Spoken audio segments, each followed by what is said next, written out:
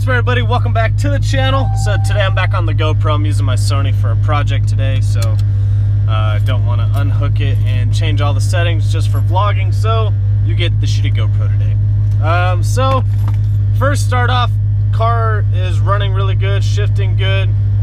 Nothing wrong with that so far, so we're still in the break-in period. Just to update you guys, I don't have a rear view camera because I had to order a new spoiler from the factory, which has the camera in it because like I said, I broke it off. So that's supposed to come in today, so I'll probably do a video on that next week when I get around to it. I'm not too worried about that right now. It's freaking hot in here. So we are headed over, got a couple things to update you guys on, but right now I'm headed over to Skylar's because when I hit the wing off, the spoiler, when I broke it off, the spoiler actually scratched the trunk vinyl down to the paint, so it put a pretty good cut in it. Gosh, my hair is effed up today. I need to pull myself together, but a lot going on this week. Sorry about that. So, headed over to Skylar's to get the trunk wrapped. No, I'm not wrapping the whole car. I love how the satin black looks. We just need to fix the trunk. So, Skylar is going to rewrap the trunk for me. And hopefully I'll pick up the spoiler today, but I'll probably make a different video on that because I don't think I'm going to put it on today. But some slightly bad news about the car. So I pulled it in this morning, and Kevin's like, what's that noise? Because I'm trying to clean the wheels off. These chrome race stars, it's like they don't have a clear coat or anything on them from after they polish them. Maybe they do, but they get water spots really bad. And so the car, obviously we washed it after it caught fire. We didn't wipe down the wheels because we weren't really worried about that at the time. And so now I'm trying to get all the water spots out. So I'm gonna probably make a video on it, but I'm just using the mother's little ball that attaches to your drill and some aluminum polish, and they're coming out. It's just taking a lot of work, but I'm probably gonna make a video on it. Anyways, Kevin heard this sound, and I'll show you guys the sound when we get to Skylar's here in a second. But what it is the bushings on the pulley inside the snout. So when you play with the upper pulley, you can hear it because there's pins on the inside of the snout. I don't know how it all actually attaches in there, but there's these pins with bushings on them, and they're making a really loud clicking sound. So the supercharger is not going out, but I think I do need either a new snout or rebuild that snout. There's a nice vet. I don't say that often, but that was a nice vet. So I need to either have the snout rebuilt or replace the entire snout. I'm hoping it's nothing more than that. I'm hoping it's not the actual blower, because at that point, you know, the car's not under warranty, so I don't think I'm gonna get that. And the snouts aren't too cheap either, but I have seen rebuild kits for them that aren't too expensive, so I may go the rebuilt route if it's not too bad to do, or if someone around here can do it pretty inexpensively. I think I saw the kit for like $100, but I'll have to do more research into them. I just saw it while I was looking through kind of what's going on with the car. But so that's the bad news. I can still drive the car. It doesn't hurt it. It probably will start losing performance. So shout out to SRT Mush and everyone else that commented on our Facebook group, giving me their opinions and what they thought it was and their similar issues if they've had it. And a lot of people are running on it, no problem. They said just pay attention to the sound, see if it gets any louder. So I'm gonna continue to break the transmission in because it's not like I'm getting on it anyways. I gotta put about 500 easy miles on it, and my hair is really fucked up. This is not a good look for me. So I've got to put 500 easy miles on it anyways, so it's not a big deal. I mean, there's a couple guys. There's one guy running 9.5 at like 143, and he's had that noise for, he said, 30 to 40,000 miles. SRT Mush said that it's pretty common on a pulleyed car. It's a pretty loud chatter, so I'm gonna pay attention to it, see if it gets louder. If it gets louder, I'm going to definitely have to decide if I want to just rebuild the snout smaller supercharger and the snout, or go bigger blower. But the only problem with going bigger blower is it puts the car out of commission for the summer. And you guys have known that I switched over to E85. I switched tuners just to get the car ready for this summer and how I wanted it set up. And you know, then I blew the trans. That kind of set me back, but luckily it only set me back 2.5 weeks. Super grateful for that. And you know, the car's pretty much good to go once I get it broken in for the summer. So you know, I think the best bet is pay attention to the noise. If it gets louder, then it's time to shut it down for the summer and start looking at my replacement options. So that would be option A. Option B would be look for a used snout or have mine rebuilt. Option C, shut the car down now and go full on crazy mode for next year. But it sucks because the weather just got nice, and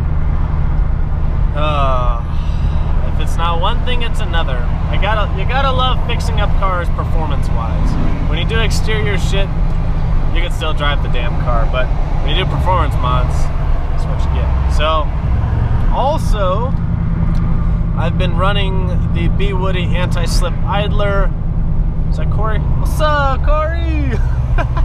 I've been running the B Woody anti-slip idler. Some people are for them, some people are against them, because they do put extra strain on the system because they make the belt so tight, but they do, you know, they do negate the whole slipping, squeaking deal from a supercharger, especially on D-cell, and they help it from slipping up top. Let me know your guys' thoughts below. A couple people said to get rid of it. Shout out SRT Mush again, really helpful. He said just to get rid of it, get a smaller belt, and you know, that way you don't have the idler putting extra strain on any of the parts. So I think I'm gonna do that. I'm pretty sure I'm gonna do that for sure, actually. And if it slips up top, get a smaller belt. I don't know. It's not like the belt's gonna slip off the car. It's just, it's not gonna hold boost all the way up top. But there's plenty of people running without it, and they're holding just fine. Kevin's running without it, and he's running a similar setup with just a 275 upper, so I do have a smaller upper than him. But there's a lot of people running the same setup as mine without the idler. I know there's Joker's Performance. He's supposed to be coming out with a pulley that's actually got a clutch on it. So it's a clutch pulley like it is from the factory, and that's why you don't need that anti-slip when you have the clutched pulley. It'll fight all of that. So, sorry, I don't know all the like tech specs on it. I haven't looked that much into it. I'm kind of just on my way to Skylar's and giving you guys my thoughts. So, and that's why I always turn to you guys, because there are some of you in here that really know what you're talking about more than I would. And I do post on, we have a Hellcat and Demon group on Facebook, and there's a lot of good insight on there.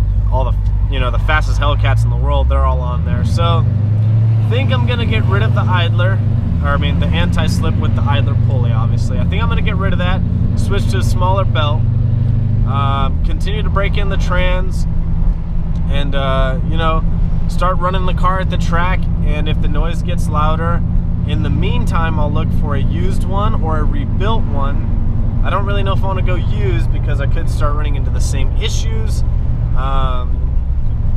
So yeah, I'd probably go the rebuilt route or a brand new one, which I'm sure they are not cheap brand new. So we'll have to look into it, because my thing is, if it's, let's say it's $1,000 to $1,500 for a brand new one, and a rebuilt one's like $400 or $500, I'll just go the rebuilt route. But if I can't get one rebuilt for cheap, and a new one's, you know, $1,000 to $1,500, probably in that case I would just go bigger blower. I don't see the point in getting a new OEM blower on there unless it's warranted, which I'm probably not, to be honest. I just don't see the point in it. You know, why not get something bigger, more efficient, that I can make the same power on, probably with like, I've seen guys making almost 1,000 to the wheels on 91 octane with a Whipple. Now, is that the safest thing? Who knows? but that means I could make 900 to 1,000 easily on a Whipple with the 85. I mean, it's not even putting that Whipple anywhere near being insufficient, you know, or less efficient, whatever. I can't talk today. It's Friday. I'm ready to give up on the week. But so yeah, you know, let me know your guys' thoughts below. I'm gonna show you the sound here in a second. I know I've just been blabbing and you're probably annoyed of that, but we are back in the Hellcat, so there's a plus. And my transmission feels good so far. Oh, almost just went into my lane, didn't see me. And you got your turning signal on, but I was sitting right here. What are you doing? Come on, man. All right, so there's where the wrap is screwed up from my dumbass breaking the spoiler. So Mr. Skyler over there is going to fix her all up. These works. So we just need to take these out from the inside. Because I need them. I got the new spoiler coming in.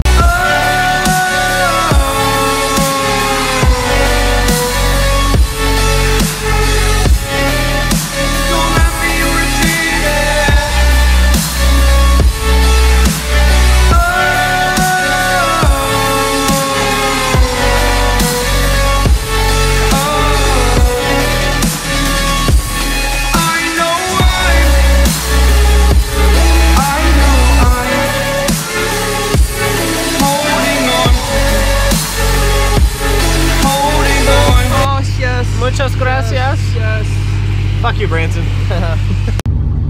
Alright, so we finished up at Skyler's and wrap turned out really awesome. It's super cool. I'm going to upload a picture here.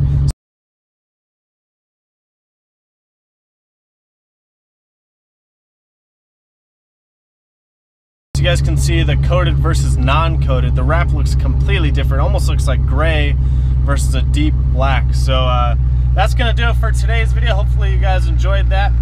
And I just started working on a video for Heavenly Auto Repair. Hold on, this guy wants to talk to me. The guy just came over because he really liked my car, so shout out that guy. Anyways, Heavenly Hail Repair. I don't know why I say auto repair. It's Heavenly Hail Repair. They're right here. Friggin' awesome dudes over there. So I'm doing some cinematography for them. I'm gonna make some commercials, some videos for them to post on their Facebook, kind of help out their social media. Because as you know, when you're a small business like Kevin and I, the best thing you can do is just post on social media, try and get your name out there, and try and get that word of mouth going. So helping them out with some videos should turn out really good. So make sure you guys check them out on Facebook. It's Heavenly Hail Repair.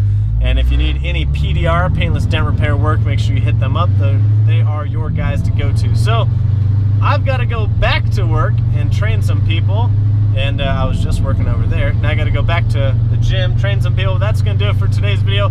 Make sure you guys always comment, like, subscribe. Follow me on Instagram and Snapchat at VanV39. And we're working on getting the Sneaky Cat back together. Skyler just fixed the trunk. I've got the wing in here. Need to throw the wing on this weekend, put the badges back on the wing, and we're getting there, people. We'll see you guys.